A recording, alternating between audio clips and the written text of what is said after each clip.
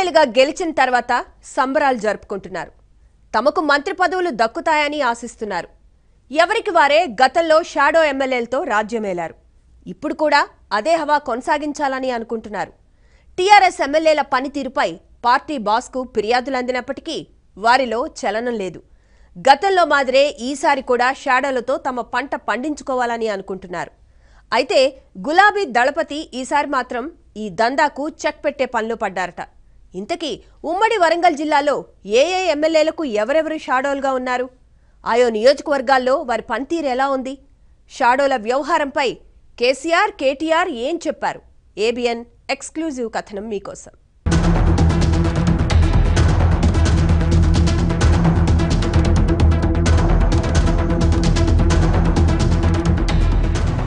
మొన్నటి ఎన్నికల్లో ఉమ్మడి వరంగల్ జిల్లాలో టీఆర్ఎస్ జయకేతనం ఎగురవేసింది. ఊహించని రీతిలో జిల్లా ప్రజలు గులాబీ పార్టీని భుజాలపైకెత్తుకున్నారు. 2014 ఎన్నికల్లో టీఆర్ఎస్ పక్షాన 8 మంది గెలిచారు. ఈసారి 10 మంది శాసనసభకు ఎన్నికయ్యారు.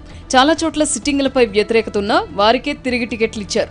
వారెన్ని తప్పులు చేసినప్పటికీ కేసీఆర్ నాయకత్వం ముందు అవన్నీ బలాదూర్ అనిపించారు. మహబూబాబాద్, జనగామ, వరంగల్ తూర్పు, స్టేషన్ ఘన్పూర్, భూపాలపల్లి, ములుగు వంటి స్థానాల్లో అభ్యర్థులపై వ్యతిరేకత కనిపించింది. ఈ నేపథ్యంలో వీరందరి సీట్లు మారుతాయని తొలుత భావించారు. కానీ అవి ఊహలుగానే మిగిలాయి. ఒక్క తూర్పు తప్ప మిగతా అన్ని టికెట్లను పాతవారికే కేసీఆర్ కేటాయించారు. వారి గెలుపులో కూడా తన మార్క్ ప్రదర్శించారు.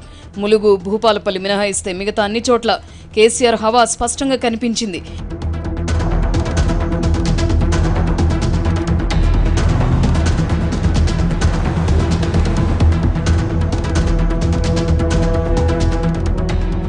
ఎన్నికల్లో విజయం తర్వాత రెండో రోజే కేసీఆర్ అప్రమత్తమయ్యారట. పార్టీ ఎమ్మెల్యేలకు దిశానిర్దేశం చేశారట.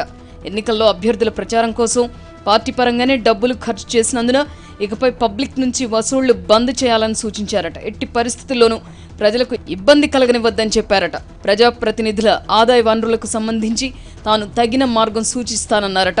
ఈ సందర్భంలోనే షాడో ఎమ్మెల్యేల గురించి శాసనసభ్యుల పరోక్షంలో కేసీఆర్ ప్రస్తావించారట. తన అనుచరులతో ఈ వ్యవహారంపై సీరియస్గా చర్చించారట. ఉమ్మడి వరంగల్ జిల్లాలో షాడోలకు సంబంధించి కూడా చర్చ జరిగినట్లు వినికిడి. ఉమ్మడి ఓరుగల్లులో ఎమ్మెల్యేల షాడోలు ఎవరు?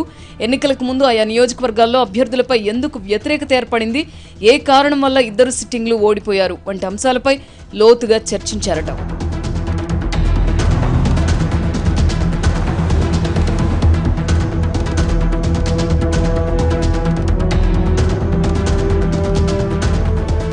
ఉమ్మడి వరంగల్ జిల్లాలో టీఆర్ఎస్ తరపున గెలిచిన 10 మందిలో నర్సంపేట నుంచి పెద్ది సుదర్శన్ రెడ్డి, వరంగల్ తూర్పు నుంచి నన్నపనేని నరేందర్ కొత్తవారు కాగా మిగతా 8 మంది పాత కాపులే. ఆయా నియోజకవర్గాల్లో వీరిపై ఎలాంటి వ్యతిరేకత పవనాలు వీచాయి? వీరిలో షాడోలు నడుపుతున్నది ఎవరెవరు అన్న విషయాలపై సీఎం దృష్టి సారించారట. మంత్రివర్గ విస్తరణపై కూడా ఈ ప్రభావం ఉండొచ్చన్న సంకేతాలు వచ్చాయట. ముఖ్యంగా జనగామ ఎమ్మెల్యే ముత్తిరెడ్డి యాదగిరెడ్డికి సంబంధించి ఆయన సమీప బంధువు, యూనివర్సిటీలో పనిచేస్తున్న ఓ ఉద్యోగి షాడోగా వ్యవహరిస్తున్నారు. ముత్తిరెడ్డికి సంబంధించిన ఆర్థిక లావాదేవీలన్నీ ఆయనే చూస్తున్నారు. కాంట్రాక్ట్ పనుల్లో కమిషన్ల వ్యవహారం కూడా ఈ బంధువు ద్వారానే సాగుతుందట. పోలీస్ కేసుల్లో పైరవీలు, భూ ఆక్రమణల సెటిల్మెంట్లు వంటివి ఈయన కనుసనలలో సాగుతాయని స్థానిక టీఆర్ఎస్ నేతలే చెబుతున్నారు. మొన్నటి ఎన్నికల్లో కూడా ఈయన ఏం చెప్తే అదే వేదమైందట. స్టేషన్ ఘన్పూర్లో కూడా ఎమ్మెల్యే టి రాజయ్యకు షాడోలుగా ఆయన బంధువులు వ్యవహరిస్తున్నారు. రక్త సంబంధీకులైన వీరు ఎమ్మెల్యేకు సంబంధించిన ప్రతి వ్యవహారంలో తలదూరుస్తున్నారు. ఎమ్మెల్యే ద్వారా ఏ చిన్న పని చేసుకోవాలన్నా ముందుగా వీరు ఆశీస్సులు పొందాల్సిందేనట.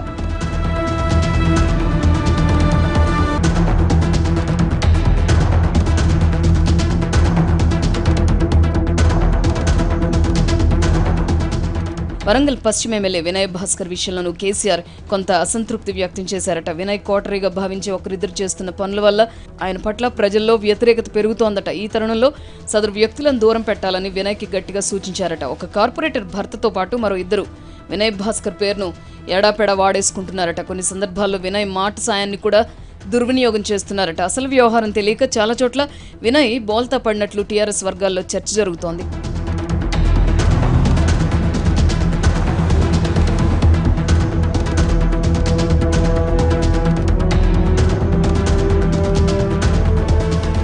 పాలకుర్తి ఎమ్మెల్యే దయాకర్ రావుకి మాత్రం షాడోలు ఎవరూ లేరట. నేరుగా ప్రజలతో ఆయనే సత్సంబంధాలు కలిగి ఉండడం ప్లస్ పాయింట్. ప్రజలు తమకేదైనా అవసరం ఏర్పడితే నేరుగా ఎర్రబెల్లినే కలుస్తారట. ఈ పరిస్థితుల్లో అక్కడ షాడోల ప్రసక్తే లేదట.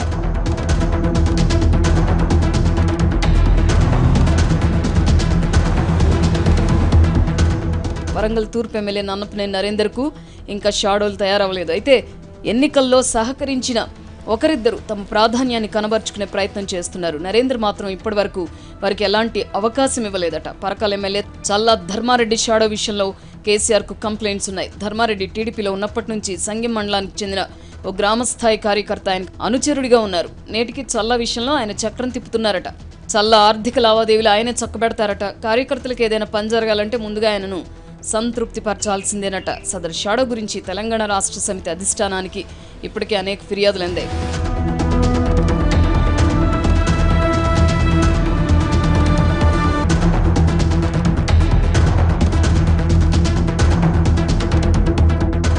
వర్ధన్నపేట ఎమ్మెల్యే ఆరూరు రమేష్ పై కూడా షాడోల ఆరోపణలున్నాయి. ఓ ఎంపీపీ సహా పర్వతగిరి మండలానికి చెందిన ఒక టీచర్, వర్ధన్నపేటకు చెందిన ఒక పంచాయతీరాజు ఏఈ ఆయనకు షాడోలుగా వ్యవహరిస్తున్నారట. సదరు ఎంపీపీ స్వయంగా పనుల్లో జోక్యం చేసుకుంటారట. మిగతా ఇద్దరు ఆర్థికపరమైన అంశాల్లో రమేష్కు షాడోలుగా ఉంటారట. ఈ మేరకు గులాబీ బాస్కు స్పష్టమైన రిపోర్ట్ అందిందట. మానుకోటలో కూడా ఇదే పరిస్థితి. గతంలో సిట్టింగ్గా ఉండి తిరిగి ఎమ్మెల్యేగా ఎన్నికైన శంకర్ నాయక్ పట్ల తొలుత కేసీఆర్ కొంత అసంతృప్తిగా ఉన్నారు. తర్వాత మనసు మార్చుకుని ఆయనకే టికెట్ ఇచ్చారు. శంకర్ నాయక్ సంబంధించి మహబూబాబాద్ కే సముద్రానికి చెందిన ఇద్దరు టీఆర్ఎస్ నేతలు షాడోలుగా వ్యవహరిస్తున్నారు. వీరి వల్లే గతంలో ఆయనకు చెడ్డ పేరు వచ్చిందని పార్టీ వర్గాల కథనం. ఇప్పుడు కూడా వారు ఆయనతోనే ఉన్నారని అధిష్టానం దృష్టికి వచ్చింది. త్వరలోనే శంకర్ నాయక్ను గులాబీ బాస్ పిలిపించి క్లాస్ పీకే అవకాశం ఉందట. డోర్నకల్ ఎమ్మెల్యే రెడ్యా నాయక్ కూడా ఆయన రక్త సంబంధికులే షాడోలుగా వ్యవహరిస్తున్నారట.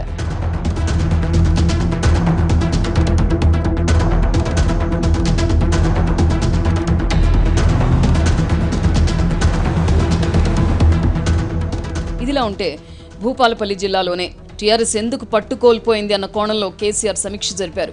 అక్కడ మాజీ స్పీకర్ మధుసూదనాచారికి షాడోలుగా వ్యవహరించిన ఓ కాంట్రాక్టర్ రక్త సంబంధికుల నిర్వాకాలే ఆయనకు చేటు తెచ్చి ఆయన తేలిందట. ఎన్నికల చివరి రోజుల్లో వారిని సిరికొండ కొంత దూరం పెట్టారు. కానీ ప్రజల్లో ఆయా వ్యక్తులపై ఉన్న వ్యతిరేకత పోలింగ్ పై ప్రభావం చూపిందట. ఇక ములుగులో మాజీ మంత్రి చందులాల్ పై వ్యతిరేకత కంటే ఆయన కొడుకు ప్రహ్లాద్ పట్ల ఉన్న వ్యతిరేకతే కొంప ముంచిందన్న భావనకి సీఎం వచ్చారట. ఇక వరంగల్ తూర్పు స్థానంలో అభ్యర్థిని మార్చడానికి దారితీసిన కారణాల్లో షాడోల వ్యవహారం కూడా ఒకటని ఎన్నికల ముందే కేసీఆర్ ధృవీకరించారు. వరంగల్ తూర్పులో మధ్యతరగతి ప్రజలను సదరు షాడోలు నానా రకాలుగా ఇబ్బంది పెట్టారట. ఉమ్మడి వరంగల్ జిల్లాలో ఎన్నికల ముందు అభ్యర్థిత్వాలు ఖరారు చేసిన తర్వాత కూడా షాడోల విషయంపై తాజా మాజీలకి కేసీఆర్ పరోక్ష హెచ్చరికలు చేశారట. మళ్లీ ఎన్నికైన తర్వాత ఇలాంటి పరిస్థితి తలెత్తవద్దంటూ గట్టిగా సూచించారట. అయినప్పటికీ కొందరు ఎమ్మెల్యేలకు షాడోలు అదే తరహాలో కొనసాగుతూ ఉండడం ఆశ్చర్యకరం.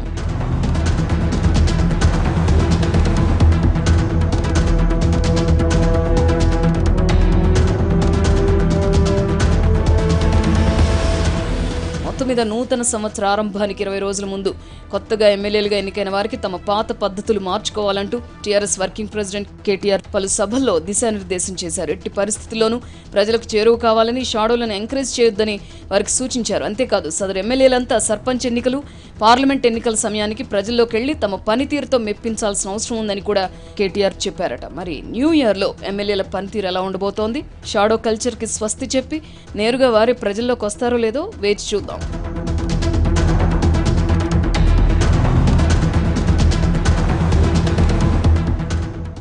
ఏబిఎన్ ఇన్సైడ్లో ఇప్పుడు విరామం తీసుకుందాం.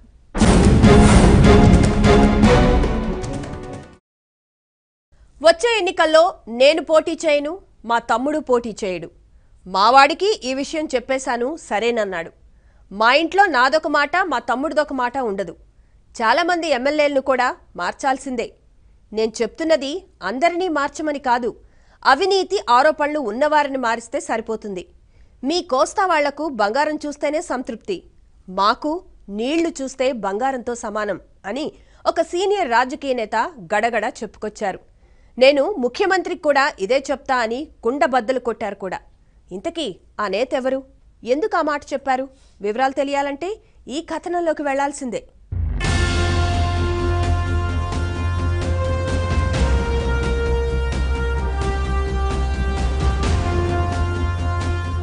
తెలుగుదేశం అధినేత చంద్రబాబు కష్టపడుతున్నారు. కొత్తగా ఏర్పడిన రాష్ట్రాన్ని అభివృద్ధి చేసేందుకు తాపత్రయపడుతున్నారు. రోజుకు 15 గంటలు ప్రజాసేవలోనే గడుపుతున్నారు. ఆయన పట్ల ప్రజల్లో సానుభూతి ఉంది. ఆయన మాత్రమే ఈ రాష్ట్రాన్ని బాగు చేయగలరు అనే అభిప్రాయం ఉంది. కానీ ఎమ్మెల్యేలపై వ్యతిరేకత ఉంది, అది కూడా కొంతమంది పైనే. తిరుమల ఉత్తరాలకు కూడా డబ్బు తీసుకునే వారితోనే అసలు సమస్య అంతా. కొంతమంది అయితే రేట్లు కూడా పెట్టారు. నేను ఈ విషయాలన్నీ సీఎంకి చెప్పాను అని తాజాగా తన మనసులో మాట బయటపెట్టారు Anantapuram MP JC Diwakar Reddy. Media వారితో సంభాషిస్తూ ఆఫ్ ద రికార్డ్గా ఈ మాటలన్నారు.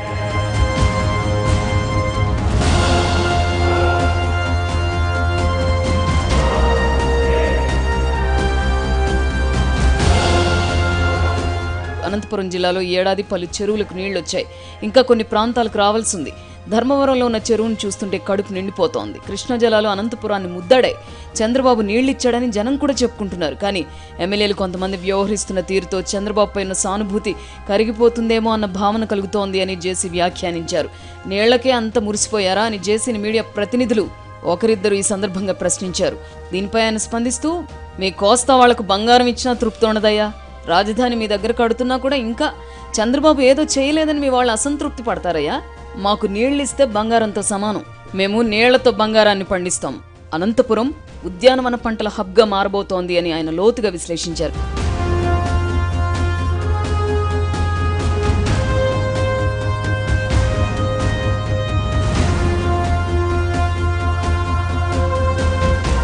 ఎంపీ జేసీ స్వాగతంగా ఇంకా చాలా చెప్పుకొచ్చారు.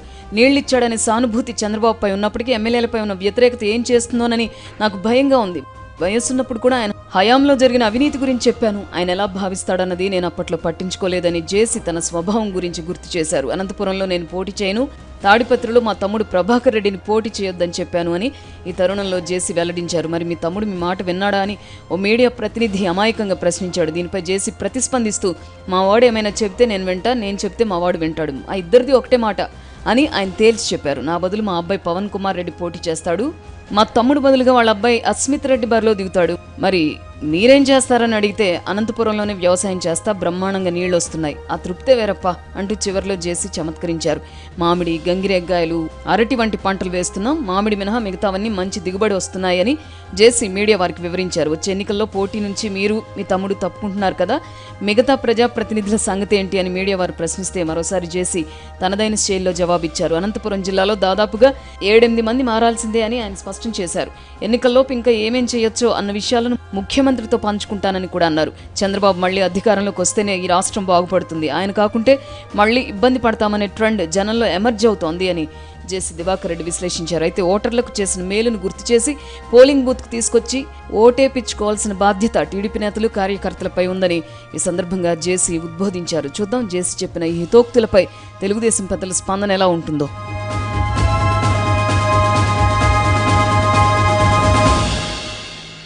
ఎన్నికల్లో గెలిచిన పార్టీ విజయోత్సవాలు, సంబరాలు చేసుకోవడం సహజం. ఓడిన పార్టీ పోస్ట్ మార్టం చేసుకుని ఓటమికి గల కారణాలు అన్వేషించుకోవడం కామన్. కానీ అక్కడ సీన్ రివర్స్లో ఉంది. గెలిచిన పార్టీ పోస్ట్ మార్టం ప్రారంభించింది. తమకు ద్రోహం చేసిన వారి లిస్టు ప్రిపేర్ చేస్తోంది. అంతటితో ఆగకుండా పార్టీ అధిష్టానానికి ఫిర్యాదు చేసేందుకు సిద్ధమవుతోంది. వెన్నంటి ఉండే వెన్నుపోటు పొడిచిన నేతల పేర్లను ఇప్పటికే సిద్ధం చేసేశారట. ఇంతకీ ఎక్కడి సంగతి ఇది? వివరాలు ఇప్పుడు తెలుసుకుందాం.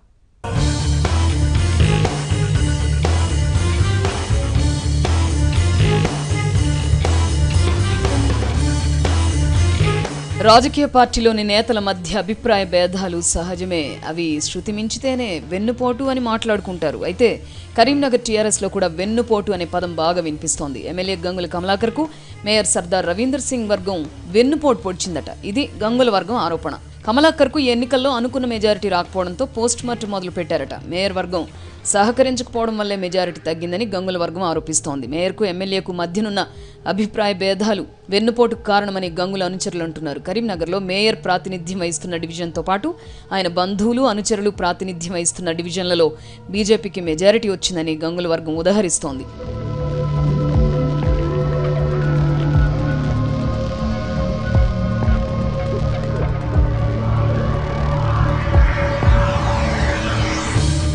అసలైతే గంగులను ఓడించేందుకు మేయర్ వర్గం కుట్ర చేసిందని గంగుల కమలాకర్ అనుచరులు వాదిస్తున్నారు. కరీంనగర్లో జరిగిన నగర పార్టీ సమావేశంలో గంగుల వర్గీయులు కోవర్టులు go back, mayor Ravinder Singh go back అంటూ నినాదాలు చేశారు. ఎమ్మెల్యే గంగుల వారించి సర్ది చెప్పే వరకు వారు తగ్గలేదు. వెంటనే మేయర్ రవీందర్ లేచి వివరణ ఇచ్చారు. తాను వెన్నుపోటు రాజకీయం చేయలేదని స్పష్టం చేశారు.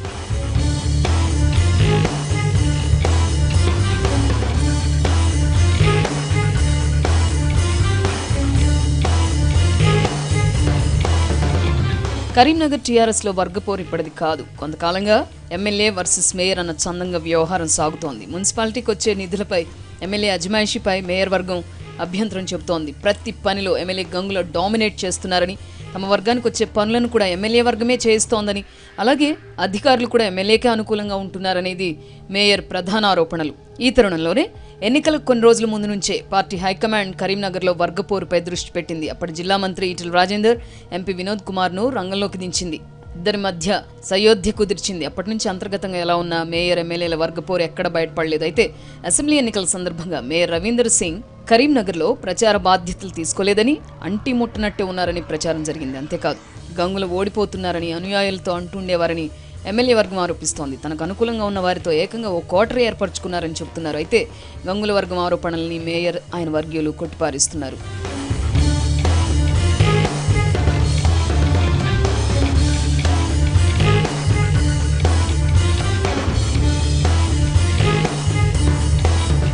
రెండు వర్గాల ఆరోపణలు సమాధానాలలో ఉన్న మేయర్పై కేసీఆర్కు ఫిర్యాదు చేసేందుకు గంగుల సిద్ధమయ్యారట. ఎన్నికల్లో సహకరించని వారి జాబితాను సిద్ధం చేశారట. మరి ఈ వ్యవహారంలో అధిష్టానం ఎలా స్పందిస్తుందో, పరిస్థితిని ఎలా చక్కదిద్దుతుందో చూడాలి.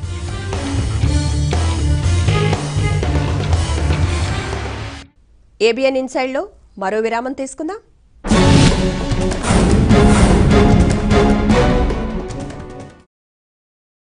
మొన్నటి ఎన్నికల్లో గెలిచిన వారంతా ఉద్దండులే.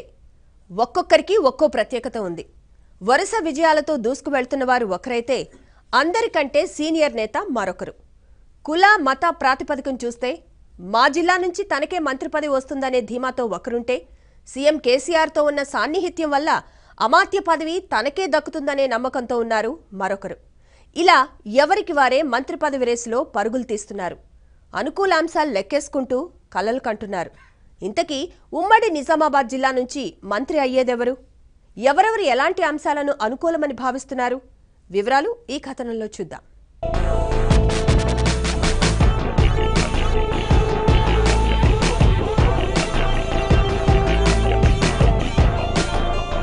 ఉమ్మడి నిజామాబాద్ జిల్లాలో 9 అసెంబ్లీ నియోజకవర్గాలుంటే అందులో 8 స్థానాల్లో టీఆర్ఎస్ అభ్యర్థులే గెలుపొందారు. దీంతో మంత్రి పదవికి పోటీ పెరిగింది. 8 మంది ఎమ్మెల్యేలు కూడా మంత్రి రేసులో తామున్నట్లు చెప్పుకుంటున్నారు. ఎవరికి వారే అనుకూలాంశాలను, అవకాశాలను లెక్క వేసుకుంటున్నారు. 2014లో ఏర్పాటైన టీఆర్ఎస్ ప్రభుత్వంలో ఉమ్మడి నిజామాబాద్ జిల్లా నుంచి పోచారం శ్రీనివాసరెడ్డి మంత్రిగా కొనసాగారు. బాన్సువాడ నియోజకవర్గానికి చెందిన పోచారం వ్యవసాయ శాఖ మంత్రిగా వ్యవహరించారు. కేసీఆర్కి నచ్చిన, మెచ్చిన నాయకుడిగా గుర్తింపు పొందారు. తన పాలనలో వ్యవసాయ రంగంలో తెచ్చిన సంస్కరణలు మంచి ఫలితాలిచ్చాయని, రైతు సంక్షేమ పథకాలకు పోచారం చిత్తశుద్ధితో పనిచేశారని స్వయంగా కేసీఆర్ పలు సందర్భాల్లో ప్రశంసించారు. పోచారం శ్రీనివాసరెడ్డిని కేసీఆర్ లక్ష్మీపుత్రుడిగా పిలుచుకుంటారు. ఈ క్రమంలోనే త్వరలో ఏర్పడబోయే కేబినెట్లో పోచారానికి బెర్త్ ఖాయమని, ఆయన సేవలు ఈ రాష్ట్రానికి అవసరమని కేసీఆర్ ప్రకటించారు. రాష్ట్ర వ్యాప్తంగా ఏ అభ్యర్థికి కూడా ప్రకటించిన మంత్రి పదవి పోచారంకు ఖరారు చేయడం పార్టీలో చర్చనీయాంశంగా మారింది.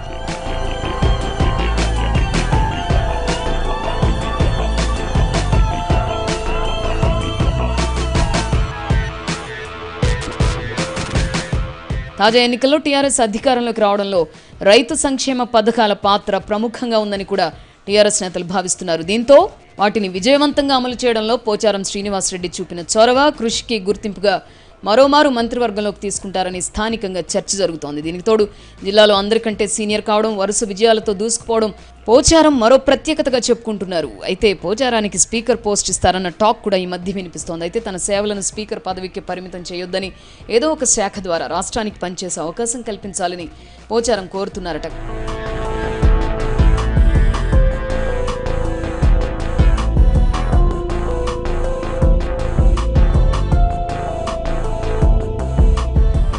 గత ప్రభుత్వంలో మిషన్ భగీరథకి వైస్ చైర్మన్గా పనిచేసిన బాల్కొండ ఎమ్మెల్యే వేముల ప్రశాంత్ రెడ్డి ఈసారి మంత్రి పదవిపై కన్నేశారట.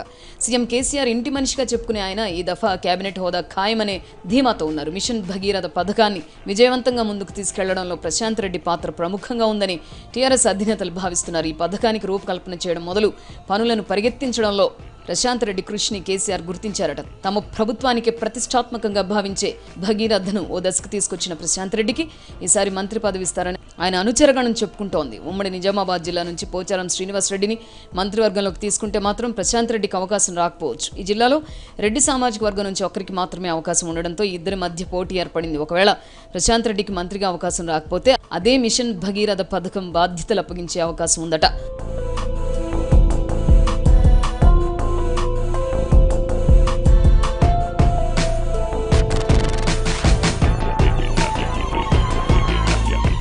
నిజామాబాద్ అర్బన్ ఎమ్మెల్యే బిగాల గణేష్ గుప్తా కూడా ఈసారి కేబినెట్ హోదా కోసం పరితపిస్తున్నారట. వైశ్య సామాజిక వర్గం నుంచి ఒకే ఒక ఎమ్మెల్యే కావడంతో కమ్యూనిటీ కోటాలో అవకాశం దక్కుతుందని ఆయన భావిస్తున్నారు. తాజా ఎన్నికల్లో ప్రవాస భారతీయుల మద్దతు కూడగట్టడం, ఐటీ కంపెనీల సహకారం తీసుకోవడంలో సక్సెస్ అయ్యారు. పలు నియోజకవర్గాల్లో తన పరంగా పార్టీకి మేలు జరిగిందని చెబుతున్నారట. అన్నింటికీ మించి నిజామాబాద్ ఎంపీ కవిత ఆశీర్వాదాలు తనకున్నాయంటున్నారు.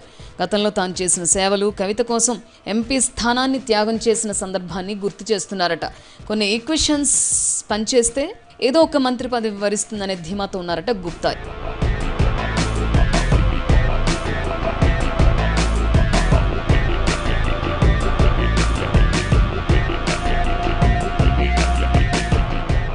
ఇక గత ప్రభుత్వంలో ప్రభుత్వ విప్గా పనిచేసిన కామారెడ్డి ఎమ్మెల్యే గంప గోవర్ధన్ ఈ దఫా తనకు ప్రమోషన్ లభిస్తుందని భావిస్తున్నారు. కాంగ్రెస్ దిగ్గజమైన శాసనమండలి సభ్యుడు షబ్బీర్ అలీని వరుసగా ఓడించడంతో పాటు కామారెడ్డిలో తిరుగులేని నాయకుడిగా గుర్తింపు పొందారు. ఈ ప్రత్యేకతల వల్ల బీసీ కోటాలో మంత్రి పదవి వస్తుందని గంప గోవర్ధన్ కలలు కంటున్నారట.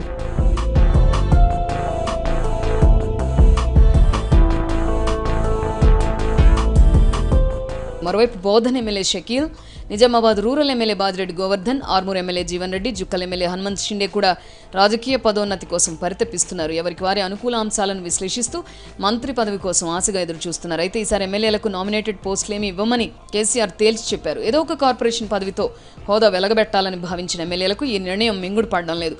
అయితే మంత్రి కావాలి, లేకపోతే ఎమ్మెల్యేగానే ఉండిపోవాలి అనే సంకేతాలు రావడంతో వారంతా టెన్షన్ పడుతున్నారు. అన్నింటికి మించి ఈసారి కేసీఆర్ కేబినెట్ కాకుండా కేటీఆర్ కేబినెట్ ఉండబోతోందనే గుసగుసలు వినిపిస్తున్నాయి. ఈ తరుణంలో కేటీఆర్ టిక్ పెడితే తప్ప కేబినెట్ హోదా దక్కే అవకాశం లేదని కొందరు ఎమ్మెల్యేలు చెవులు కోరుకుంటున్నారు. ఇంతకీ కేసీఆర్ ఎవరిని చేరదీస్తారో, కేటీఆర్ ఎవరిని ఓకే అంటారో, ఇందూరు జిల్లా నుంచి ఎవరు మంత్రి అవుతారో చూద్దాం.